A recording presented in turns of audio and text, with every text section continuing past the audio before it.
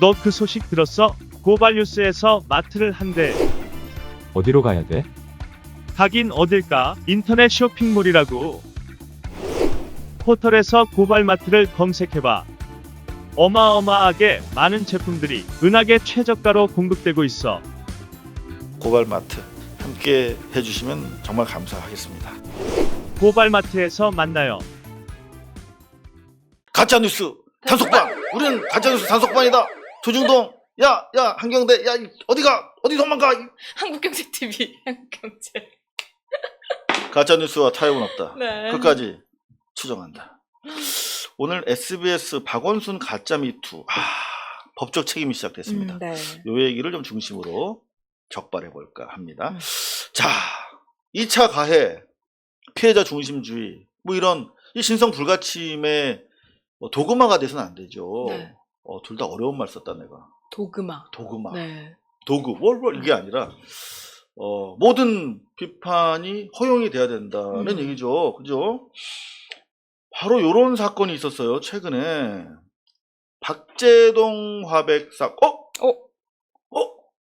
기사 내용이 없어. 캡처. 깜짝이야. SBS에서 박재동 사건 관련해서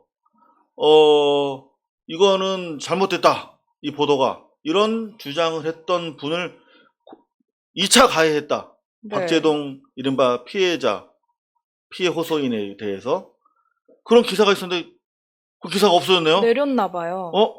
그럴 줄 알고 제가 카피를 해놨어요.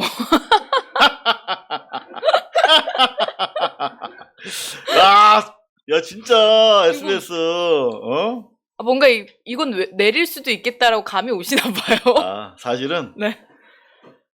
오늘 오후 3시부터 이 기사가 삭제되기로 되어 있었어요. 원래 이런 기사였는데요. 웹툰 협회장이라고 원수연 작가가 계세요. 이분 그 풀하우스랑 되게 유명한 제가 좋아하는 작가님이신데 네. 이 이른바 박재동 미투를 제기한 이모 작가가 이게 문제가 된다 라고 하는 내용을 팩트를 가지고 제기를 했어. 그랬더니 2차 가해했다 뭐 이런 식으로 해서 SBS가 기사를 썼어요. 당시의 기사인데 여기 지금 현재 삭제되는 걸 확인해 드렸죠. 뭐라고 썼냐. 2차 가해를 했고 여기 보면 박재동 화백의 지인이 페이스북에 올린 글을 좋아요했다든가 또는 남편 이제 이 2차 가해를 했다며 원수연 작가를 또 조집니다. 남편 문제를 들여서 남편이 성희롱을 했다 이런 얘기까지. 근데 확인해 보니까 박재동 화백의 지인의 페이스북을 좋아요한 게 아니라 그냥 이분은 원수연 작가의 지인이야. 다른 사람의 글을 좋아요했는데 그분이 삭제해서 없어진 거야. 그런가 하면 이 남편의 억울한 경우도 다 무혐의가 나왔어. 근데 이렇게 일방적으로 기사를 쓴 거예요. 네. 그래서 원수연 씨가 법원에 소송을 제기했지. 그래서 바로 이 SBS가 원수연 웹툰 협회장 방송 관련 보도문 그래서 2차 가해 동참 웹툰 협회장 분노 2차 미투도 등장 뭐 이런 기사가 잘못됐다라고 인정을 한 내용이 지금 올라와 있습니다. SBS에.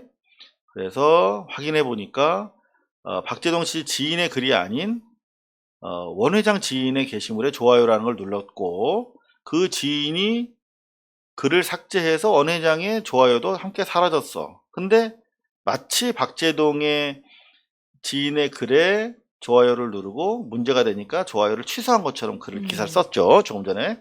그리고 남편 강모 씨도 서부지검에서 혐의 없음 또는 공소권 없음 처분이 내려서 그런 사실이 아닌 것을 기사화한 것에 대해서 아주 이례적으로 원래 언론사에서 이렇게 인정 안 하거든요. 사실상 정정 보도를 내고 오후 3시 이후부터는 아까 보신 대로 이 기사가 뜨지 않게 삭제를 하는 자신들의 잘못을 인정하는 그런 상황이 벌어집니다. 무슨 말씀이냐면 2차 가해라고 조졌잖아. 네. 얘들이 2차 가해라고. 그래놓고 잘못된 거야. 사실이 아니었던 거야. 그러니까 뭡니까? 2차 가해를 진주단지처럼 내세워서 조졌는데 알고 보니까 2차 가해가 아니었어. 자기들이 오히려 멀쩡한 사람을 가해한 거야. 네. 이런 경우가 비일비재에 일어나고 심지어 SBS라고 하는 공중파에서도 이런 일이 일어나고 있다는 거예요. 지금 경향이나 서울신문이나 한겨레나 2차 가해를 마치 모든 질문, 가능한 상식적인 질문에 대해서 2차 가해라고 해서 억누르고 있잖아요. MBC는 고소인이 맞냐? 피해자가 맞냐? 피해 호소인이 맞냐? 너희들 생각은 어때? 라고 기자가 될 아이들한테 물어봤다는 이유로 2차 가해로 찍혀가지고 오늘 조금 전에 속보 보니까 그 담당 본부장이 징계를 받았어요. 재시험을 시행하고. 다른 한편에서 이 무지한 일들이 일어나고 있는데 지금 이런 보도는 지금 제대로 되지 않고 있잖아요. 2차 가해. 자기들은 기사를 내릴 정도로 잘못을 시인해 놓고 다른 한쪽에서는 계속 2차 가해라는 명분으로 질문을 허락하지 않고 있는 이 사회가 너무나 문제다 라는 것이죠. 이런 정도면은 전체 언론이 SBS 보도 문제점을 지적을 하고 네. 2차 가해를 막음으로써 진실로 접근하는 길을 차단하고 있는 한국 언론의 현실을 비판해야 되는데 그런 언론이 없습니다. 유일하게 고발뉴스에서 박지희 씨와 저희가 이 문제를 제기하고 있네요. 이동영에서도 가끔 하죠. 네, 그쵸. 네. 근데 SBS는 뭐 워낙 많이 저희가 저격을. 자, 그런가 하면은 공교롭게 또 SBS 기사인데요. 네. 박원순 성추행 피해자 발언인 발언인 양? 것처럼 보도한 SBS 법정 제재를 받았다. 네. 그러니까 박원순 뭐 성추행 피해자가 더 있어서 고소를 결심했다라는 발언을 그렇게 그 제일 필다운표로 질이 해서 안 좋았던 내보냈죠. 예. 그 실종 당일의 보도 그것 때문에 저는 그때까지도 박원순 시장께서 살아있었을 수도 있다. SBS 보도를 보고 돌아가셨을 수도 있어요. 아, 정말 이런 환경에서 내가 저들 언론과 맞서서 내가 너무나 힘들다, 피곤하다 생각했을 수 있습니다. 그러면 SBS에서 박원순 시장에 대한 피해자가 더 많아서 내가 고소를 결심을 했다라는 그 발언을 보고 돌아가셨다면 그 발언 때문에 더 내가 이제 삶에 대한 의혹을 내려놨을 것이다라고 볼 수도 있는 거잖아요. 그렇죠. 뭐 그거 아무도 모르는 거지만. 이거는 저희가 최대한 언론의 영향력이라는 거는 생각 이상으로 막대한 것이기 때문에 최대 맥시멈의 피해를 우리가 소추하는 것이 맞습니다. 그래서 자꾸 징벌적인 소송 이야기를 하는 것이고요. 이거는 타살의 흉기로 쓰였다. 저는 그렇게 생각을 하고 있습니다. 박원순 성추행 피해자 더 있다라고 보도를 했어요. 이런 자막과 피해자 더 많아. 그래서 내가 안 하려고 했는데 용기 낸 거야. 라고 하는 이런 보도 때문에 초반에 확 일반 시민들이 넘어갔습니다. 속았습니다. 네. 그리고 여기 보면 자기들이 마치 제일 중요한 건 피해자 여러 명이 있다라고 확정적으로 보도한 것이고요.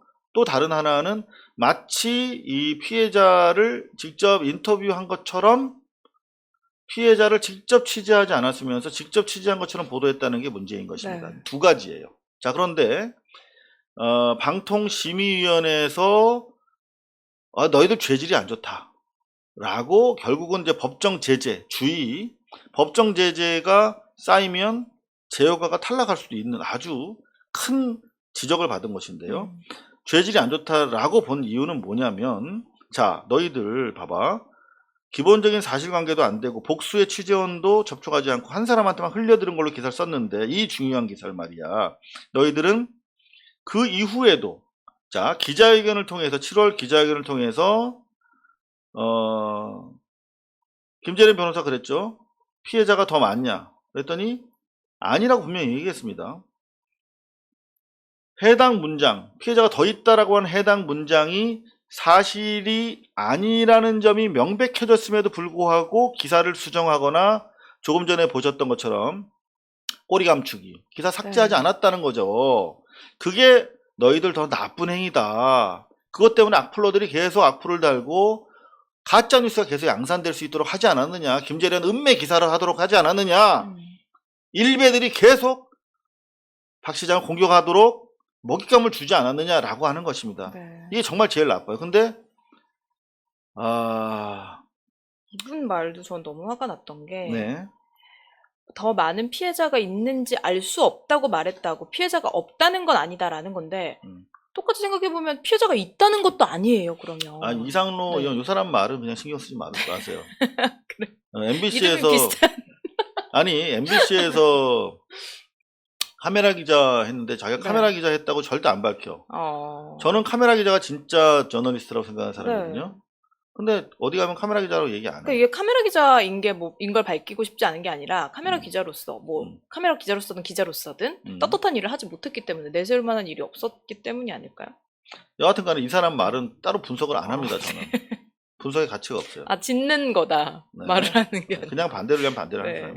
요 정도 하고요. 네, SBS가 이제 본격적으로 제재를 받았기 때문에 이제는 SBS가 반성할 시간입니다. 무슨 말씀이냐면 명백한 오보인데 제가 취재한 바에 따르면은 박원순 시장님 유가족과 일부 측근들이 소송을 준비하고 있습니다. 바보가 아니에요. 네. 아버지를 보고 배운 자식들입니다. 따박따박 조국 장관이 했던 것처럼 네. 또 추미애 장관이 하고 있는 것처럼 이 부분에 대해서는 SBS가 징벌적 손해배상의 첫 번째 케이스가 될 수 있도록 소송이 이루어지지 않을까 그렇게 네. 생각을 하고 있고요. 만약에 박원순 유가족 시장님 유가족이나 측근들이 저한테 연락이 온다면 제가 전문가로서 충분히 자문해 드릴 준비가 되어 있습니다. 이제는 SBS가 책임을 지는 일만이 남았다. 그리고 이 책임은 무척 치명적일 것이다. SBS로 하여금 그런 생각을 해봅니다. 치명적이고 무서웠으면 좋겠다는 생각이 들고 제가 좀 네. 컨설팅 해줄게요. 그렇게 네. 되도록. 아니 자, 이런 아까 전에 악플러들에게 먹잇감을 주는 보도가 문제다라고 얘기를 했는데 네. 정말 이 SBS 보도가 악질이라고 생각했던 거 하나가 더 뭐냐면 또 모든 있어요? 언론이 악질인데 그러니까 이런 식으로 보도를 함으로써 인해서 그 박원순 시장 사망하시고 나서 가로세로 연구소에서 웃으면서 세 사람이 검정색 옷 입고 네, 웃으면서 네. 그 마지막 고인이 가셨던 그쵸. 길을 그 길을 걸어가면서 능욕했죠. 죽으러 이렇게 멀리 걸어갔어? 이런 얘기를 막 하면서 뭐 웃음이 나오네요. 넥타이는 네. 뭐 명품이었겠지. 어흥전자님 네. 감사합니다. 그렇게 얘기를 하는데 그거에 대한 그거를 또 엄청 많은 사람들이 시청을 했거든요. 근데 그럼요. 그거를 보면서 그들은 당연히 성폭행했으니까 나쁜 사람. 저는 사실 아무리 파렴치한 성폭행이든 뭐든 저는 전두환 씨가 뭐 지금 당장 죽는다고 해도 그렇게는 안 할 것 같아요. 사실. 그렇죠. 모든 죽음에 대해서는 우주가 하나 없어지는 것이기 때문에. 근데 그거에 대해서 마치 시대에 파렴치한 범죄자가 죽은 것처럼 막 그 죽음 자체를 모욕을 했잖아요. 근데 그 빌미를 제공해 준 것도 이 SBS 보도라고 생각하거든요. 네. SBS가 네. 가르마를 처음에 탁 타버렸습니다. 네. 정말 나쁜 방송이었고 정말 큰 막대한 책임을 져야 된다. 네. 누구도 묻지 않는다면 저희가 그 책임을 물을 것입니다. 네. 여러분들께 약속드립니다. 그런가 하면은 대단히 중요한 팩트인데요. 박원순 시장이 고소인의 의사를 확인하고도 밖으로 전출시켜주지 않았다라는 것이 김재련 그리고 기자회견에 참여했던 여성단체들의 일관된 반복된 주장이었죠. 그런데 전 인사담당 비서관이 밝혔어요. 이 사람은 일반인이 아니라 변호사예요. 변호사고 당시에 메모랜덤을 다 가지고 있어. 메모를 다 가지고 있고 네. 매우 철저하게 자료가 준비되신 분인데 이분에 의해서 사실이 아닌 것으로 확인이 됩니다. 고소인의 의사를 확인하고 전보를 승인해줬다. 네. 는 매우 구체적인 인터뷰가 오마이뉴스에 실렸습니다. 무슨 말씀이냐면 네. 너 지금 오래 있었으니까 나갈래? 라고 물었을 때 오히려 승진해서 나가겠다라고 해서 그렇게 해줬다라고 네. 하는 게 역대 비서관들의 비서실장들의 일관된 진술이었는데 요 인사 담당 비서관이 1월에 전보가 무산된 것을 딱 결말을 내줬습니다. 그러면서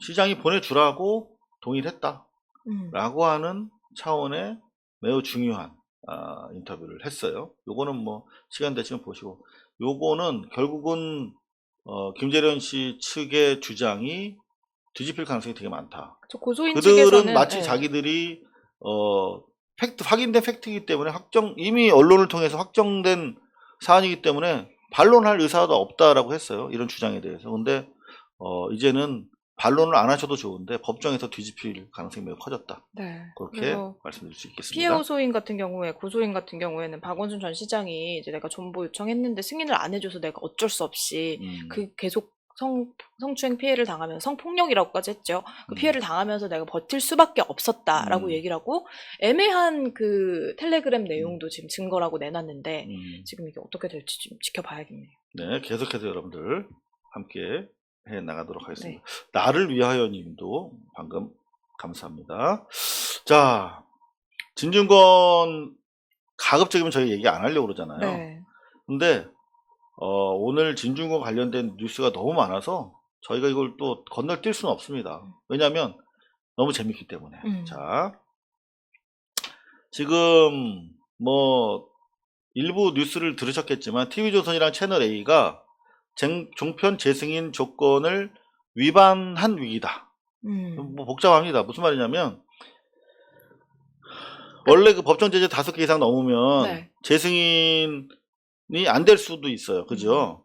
그래서 지난번에 너희들 앞으로 더 늘어나면 안 돼라고 해서 조건부로 통과시켜줬는데 6개가 됐어. TV조선이랑 채널A가 각각. 그래서 채널A 같은 경우는 탈락할 가능성이 생겼어요. 근데 TV조선은 탈락 안 해.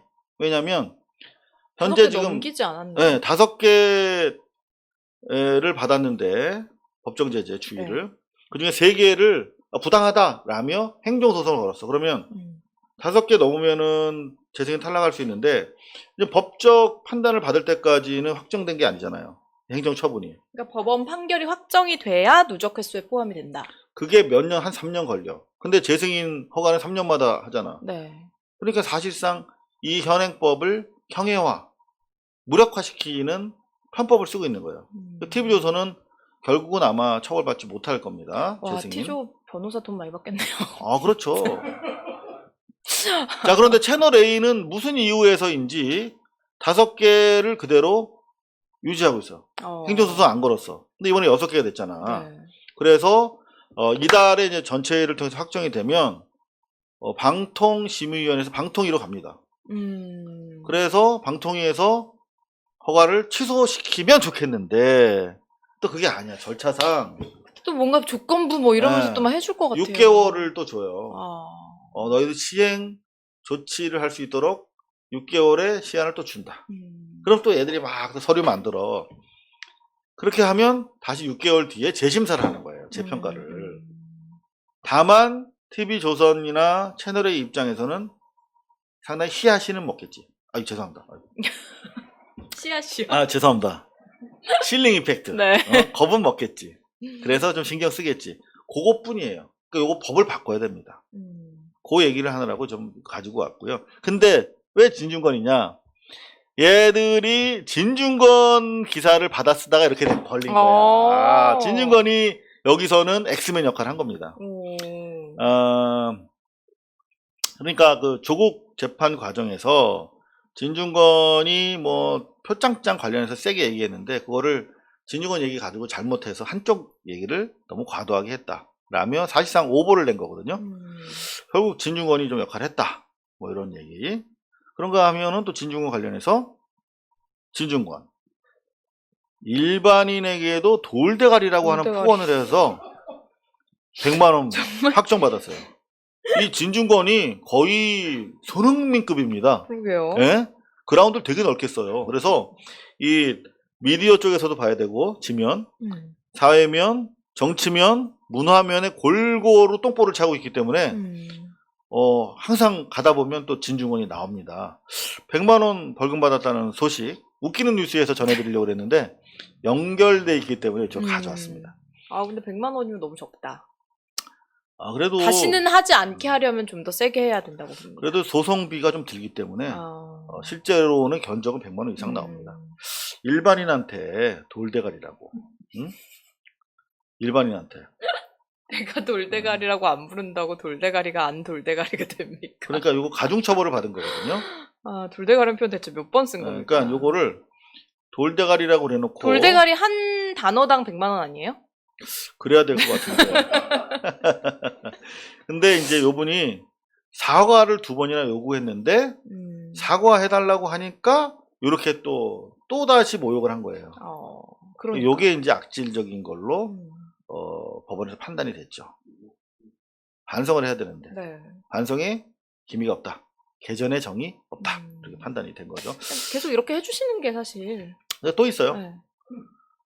김용민 의원 박사 말고 네. 변호사 출신 김용민 의원이 조국 똘만이라고 했다고 소송을 했어요. 근데 이렇게 계속 장난하고 있죠. 계속 진중권. 자, 장난하고 껄떡거리면 어떻게 된다고요? 가중처벌 받습니다. 조금 전에 보셨던 것처럼 돌대가리라고 그랬다가 사과하라니까 계속 야 깐죽거리지 않습니까? 깐죽깐죽? 야 내가 돌대가리라고 안 하면 돌대가리 아니냐 이렇게. 요것도 마찬가지입니다. 조국 똘만이라고 해서 지금 소송을 제기를 했잖아요. 김용민 의원이. 근데 거기다가 소장을 읽어보니 황당하다. 조국 똘만이라고 부른 게 분해해서 의정활동을 못 하신댄다. 네. 그 때문에 뿜었다. 이렇게 또다시 이중 가해하고 있죠. 2차 가해. 요거는 또 법원에서 판단이 됩니다. 근데 제가 봤을 때는 이게 일반인이 아니라 요거는 이제 의정활동하는 의원 헌법기관에 대해서 업무방해한 거기 때문에 요건 한 500만 원 정도 나올 것 같아요. 그럼 속가를 따지면 민사인데요. 김용민 변호사가 쓴 변호사비까지 내야 될 가능성이 높아요. 그 경우에 합계 850만 원 인지대까지 해서 나오지 않을까. 그 정도 1000만 원 가까이 아마 그러네요. 소요가 될 것 같습니다. 이렇게 좀 견적까지 뽑아주니까 괜찮죠. 그러게요. 네, 여러 센스. 컨설팅 이런 거. 근데 또 관련자가 또 한 사람 나옵니다. 네. 금태섭. 금태섭 전 의원. 명예훼손 고소한 김용민에게 스스로 진보라고 생각하냐고. 본인은 스스로 진보라고 생각하시는지 한번 그러니까 이 금태섭 씨는 그렇죠. 네. 진중권이 그 저 먼 중원에서 혼자 활약하는 게 너무나 부러운 거야. 그래서 갑자기 느닷없이 참전합니다. 네? 그래서 김용민한테 너 진보라고 생각하느냐? 라며 쓸데없이 김용민 의원 생각에 금태섭은 단 한 번도 진보였던 적이 없는 것 같은데 왜 진보라 참칭하며 참전하지? 라며 갸우뚱하는 사이에 금태섭은 상당히 많은 지면을 확보했습니다. 그러네요. 네. 금태섭의 일단은 성공인데요. 댓글을 보면 태섭아 너 가고 싶은 강으로 가라. 국짐당 똘마니 금태 뭐 이런 식으로 지면은 확보했습니다만은 댓글전에서는 완패다. 뭐 이런 그러니까요. 평가를 내놓을 수가 사실 뭐 있겠습니다. 진보라고 하면은 무조건 뭐 요트도 같은 것도 타면 안 되고 그냥 찌질하게 살아야 되고 이렇게 욕해도 그냥 가만히 있어야 되나요? 그건 아니잖아요.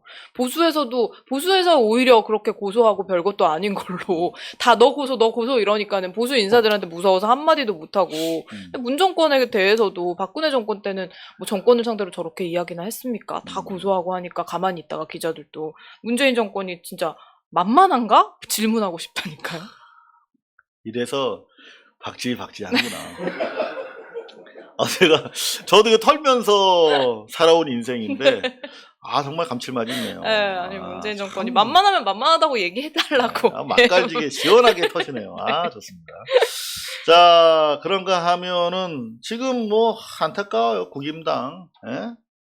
아무리 해도 안 됩니다. 문 대통령 민주당 지지도가 쌍끌림 상승했어요. 상승 중이에요. 어떡합니까 국민의힘 이거. 떨어지고. 하면 할수록 국민의 힘이 빠져. 리얼미터입니다. 네. 그래프 보시면 지금 부정평가가 살짝 떨어지고 긍정평가가 올라가고 있어요. 네. 45%. 30%가 탄탄하다. 박근혜 지지율. 그렇게 지지했던 조중동. 이 정도면은 거의 뭐 폭등 아닙니까, 지지율? 네. 자, 이런 가운데 문재인 대통령이 드라이브를 걸었습니다. 종정선언을 다시 언급하고 나왔어요. 지난 유엔 총회 기조발표에 이어서 이번엔 코리아 소사이리 화상 연례 만찬 네. 기조연설인데 한미동맹으로 평화 구축하자. 상당히 시사하는 바가 크다라고 읽혀지는데요. 네. 올해가 한국전쟁 발발 70주년이잖아. 아직까지 전쟁이 유지되고 있어. 이건 세계 최장입니다. 이거는 뭐 장미전쟁 100년 전쟁도 아니고 한국전쟁이 70년 전쟁이라고 하는 이름을 지금 얻게 된 상황이에요. 그 사이에 계속 냉전을 자기 존재의 배경으로 삼는 조중동을 비롯한 국임당에 의해서 이 뉴스가 크게 안 먹히고 있는데 네. 저희 고발 뉴스에서 지금 기우제를 지내고 있습니다. 어떤 기우제인가요? 네? 10월 서프라이즈. 아, 옥토버 서프라이즈가 뭐 북미 회담까지는 아니어도 말이라도 좀 네. 나왔으면 좋겠다. 네, 남북 간의 나름대로의 협의와 성과가 있을 것으로 저희는 기대하고 있습니다. 북미 간에는 어렵지만 최근에 비건이라든가 저쪽 당사자들, 미국 쪽 실무 책임자들이 보내준 사인은 뭐죠?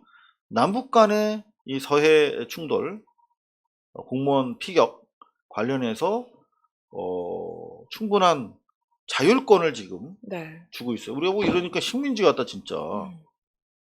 자율권을 얻었다 이러니까. 당연한 건데 사실. 한미동맹의 성격이 그렇습니다. 여하튼 간에 그런 공간이 생겼기 때문에 지금 대통령 문재인 지지율이 나쁘지 않아요.